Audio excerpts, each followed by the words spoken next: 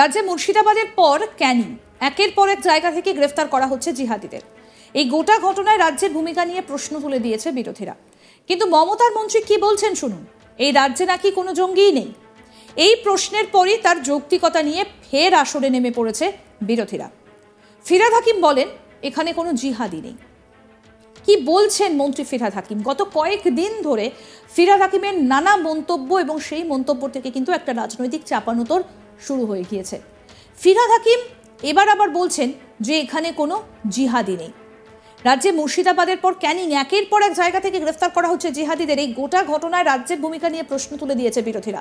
কিন্তু মমতা বন্দ্যোপাধ্যায়ের মন্ত্রী, গুরুত্বপূর্ণ দফতরের মন্ত্রী, কলকাতার মেয়র, তিনি বলছেন এই রাজ্যে নাকি কোনো জঙ্গি নেই।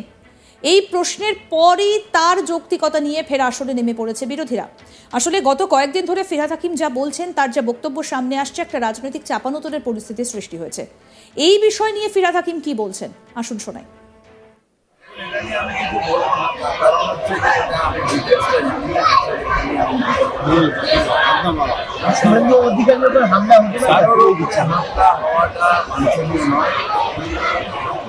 কারণ শুভেন্দু অধিকারীর উপর হামলা হবে কি হবে না, আমার উপরে হবে কি হবে না, বা অন্য কারোর উপরে হবে কি হবে না, সেটা কেন্দ্রীয় গোয়েন্দা যারা খবর দিয়ে তারা জানে। এটা আমাদের পক্ষে বলা সম্ভব। কিন্তু এখানে এরকম জঙ্গি থাকতে পারে বাংলায়? এখানে কোনো জঙ্গি নেই।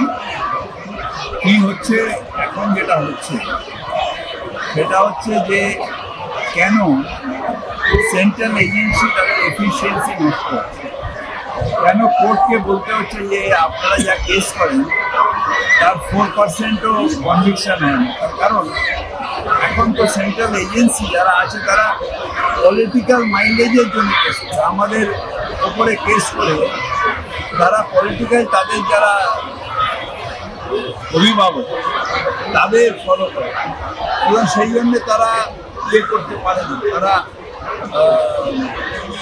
তাদেরকে সাকসেস রেটটা কমে যাচ্ছে। তার কারণ এজেন্সি ইন্ডিপেন্ডেন্ট হবে, পুলিশের একটা কাজের ফর্মা থাকবে, সেই ফর্মায় পুলিশ কাজ করবে। কারোর ইনস্ট্রাকশনে কাজ করে যে অমুক লোকটা তৃণমূল, তাই ওকে কেস দাও, অমুক লোকটা আমার দলের নয় তাই তাকে কেস দাও। এই করলে ন্যাচারালি সাকসেসের সিবিআই তারা বেস্ট অফিসার হবে, কিন্তু তাদের মিসইউটিলাইজ করছে বলে আজকে এখানেও সিবিআইকে কটু কথা শুনতে হচ্ছে। এখানে তালা বন্ধ করতে আসছে, তার কারণ এদের এত বেশি ওভার ইউটিলাইজ করা হচ্ছে, ইউপিসি ইউটিলাইজ করা হচ্ছে পলিটিক্যাল পারপাসের জন্য। সেন্ট্রাল এজেন্সি বা কোনো এজেন্সি পলিটিক্যাল পারপাসের জন্য ইউজ করা উচিত। সেই জন্য একটা যখন কেস হচ্ছে, রেপ আর মার্ডার কেস হচ্ছে, তখন 62 দিনের মধ্যে স্টেট পুলিশ কেস করে তাকে ফাঁসির সাজা শোনানো। ওয়ারেন্স সিবিআই এর হাতে এত বেশি পলিটিক্যাল কেস আছে যে 62 মাসেও সে চার্জশিট দিতে পারবে কিনা তার সন্দেহ আছে। রাজ্য থেকে জিহাদি সন্দেহে সম্প্রতি একের পর এক ব্যক্তিকে গ্রেফতার করা হয়েছে মুর্শিদাবাদ থেকে ক্যানিং। কিন্তু মন্ত্রী একই ধরনের কথা বলছেন।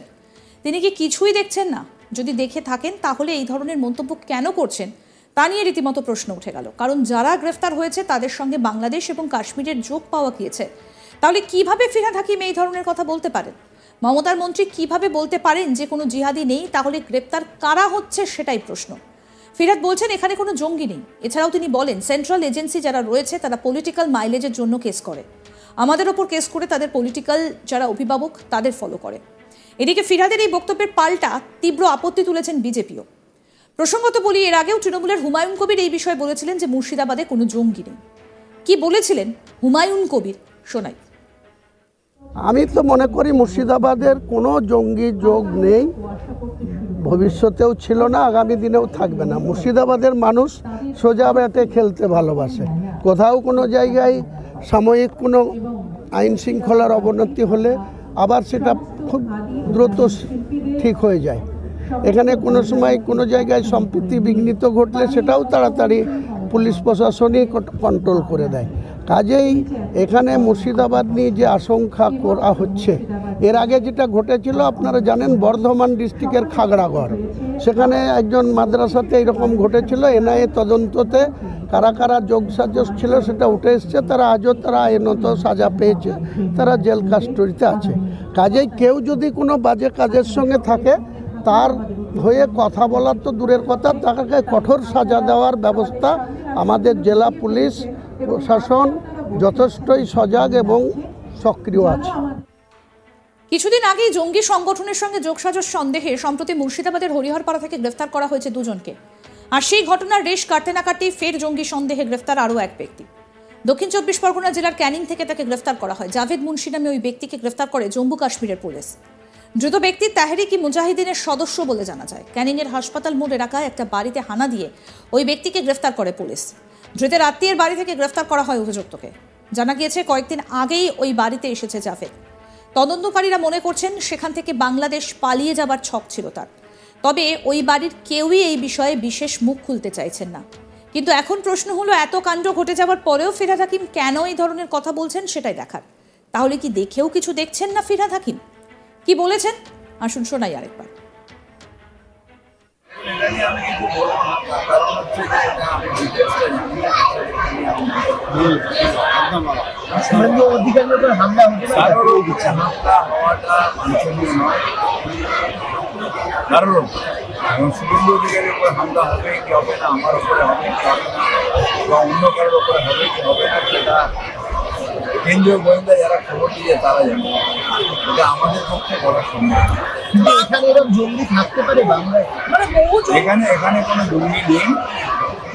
কি হচ্ছে এখন, যেটা হচ্ছে সেটা হচ্ছে যে কেন সেন্ট্রাল এজেন্সি তাদের এফিসিয়েন্সি নষ্ট হচ্ছে, কেন কোর্টকে বলতে হচ্ছে যে আপনারা যা কেস করেন তার 4%ও কনভিকশন হয় না। তার কারণ এখন তো সেন্ট্রাল এজেন্সি যারা আছে তারা পলিটিক্যাল মাইলেজের জন্য কেস করে, আমাদের ওপরে কেস করে তারা পলিটিক্যাল, তাদের যারা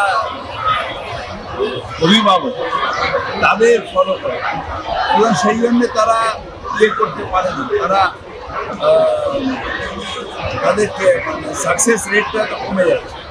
তার কারণ এজেন্সি ইন্ডিপেন্ডেন্ট হবে, পুলিশের একটা কাজের ফর্মা থাকবে, সেই ফর্মায় পুলিশ কাজ করবে, কারোর ইনস্ট্রাকশনে কাজ করে যে অমুক লোকটা তৃণমূল তাই ওরকে কেস দেয়, অমুক লোকটা।